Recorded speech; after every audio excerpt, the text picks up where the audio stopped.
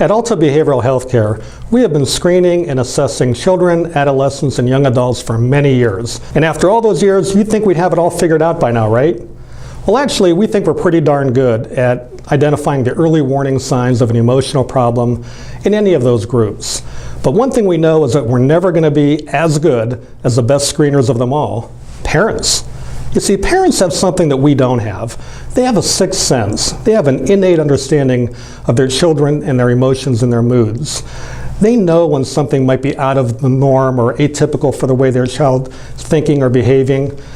But like a fine-tuned instrument, there are times where that sensitivity may get a little bit out of tune. There could be many reasons for that. Sometimes parents are just tired and they lose touch, or they go out of tune. They may be stressed from work or from school responsibilities or a host of other reasons.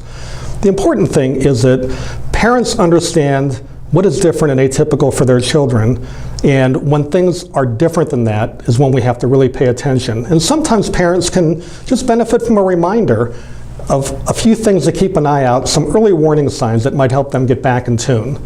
Now, early warning signs don't mean that there's a problem with the child. Think of them more like a yellow traffic light, so that if it is there, if there's a sign, it just means be a little extra cautious, pay closer attention, and that might help us get a little bit more in tune with what is going on with our kids. There are some warning signs that are common, and there are many different types of early warning signs, but for kids and adolescents, pay attention to a few things such as, well, is their school attendance becoming a little bit more difficult, or are they more likely to avoid school?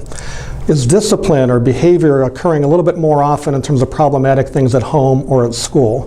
What about grades? Are they starting to slide from what is normal and typical for your child? Social interaction with other kids and peers, and sleep problems, appetite, all these things that we pay attention to as parents, we just want to watch if there's something that is a little bit different. And if we keep our eye on that ball, if we keep our eye on what might be going on and our sensitivity up, we will be very much in tune with our kids and zeroed in on their emotions. And if you see something, that's the time to just talk to your child. And if you try to talk to them, they don't want to talk, or you're just not sure, then take them to a behavioral health professional for a full assessment. I'm Joe Shorokey, CEO at Alta Care Group, and it's going to be okay.